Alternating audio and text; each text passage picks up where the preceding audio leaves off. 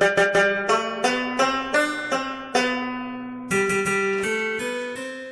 everyone, how you going? I'd just like to talk about my water supply system. I'm going to change it to a gravity fed system. At the moment I'm running on a pressure pump. It gets up to about 30 psi, and there's an 18 litre tank here, and the motor's like a 600 watt motor. And why I want to change it is because I'm running a gas hot water system up there. Hang on, I'll just show you. Yeah, that gas hot water system's one of those, what are they called? Country Comfort. And what happens is when you turn the hot water on, the gas fires up until the pressure tank drops down to about 10 psi, and then the pump kicks back on, and what happens is the gas cuts out, and if you're having a shower, it's bloody, it's a shocker because it goes hot, cold, and yeah, not real good. So with the gravity system, I'm hoping to do away with all that. I'll keep the tank connected as a backup, but it's less strain on the batteries as well. I've got like 1000 amp hours of batteries there, but if there's a lot of people here, this uses a lot of power, especially if they're flushing the toilet a lot, turning taps on, having showers, that sort of thing. So the gravity system will save the batteries as well, and hopefully the gas system will work much better. This is part of the gravity system. So what I originally had was the big tank here, 14,000 litres, and it went down through a 1-inch pipe up into the house with a pressure pump. So what I've done now is I've run a 32mm hose going around. This tap here goes down to the wood-fired shower down the bottom there, which is works better than the gas one. And so yeah, it goes to a T-junction over here. Now I use this firefighting pump to pump up 5,000 litres to the tank up there on the hill. It took probably an hour to pump it up. I'm going to build a carport over the water tank up there, so this will only be needed if that tank ever runs dry. So I just put it on to fill the tank. So I'll just show you some of this pipe too. I dug it out this morning.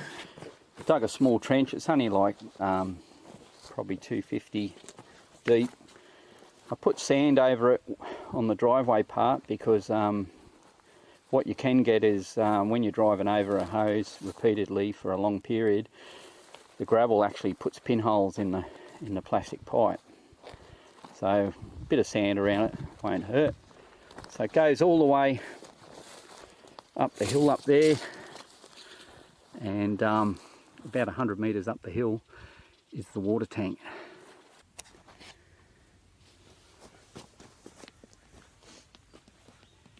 Morning everyone. This was supposed to be a video on my gravity fed water system, and I got up this morning, flushed the dunny, no water. And I thought, oh yeah, what's happened now? And my first thought was, oh, the tap's blown off up at the tank and drained the whole tank out. But and as I'm walking up the hill, there's no water in the pipe at all, and I thought, yeah, it's got to be that. And when I got up here, I could see this wet mark here, and I thought, ah, shit, the bloody tank had a hole in it. But that wet mark was from when I pumped the water up the hill. The tank overflowed, and it just flowed out the side. The tank's up to about here. And it was going really good last night, like better than mains pressure in Sydney, you know. So got a tiny little leak there, but that's nothing, like that'll seal up. So I'm thinking there's air in the line, and there shouldn't be because it's downhill the whole way.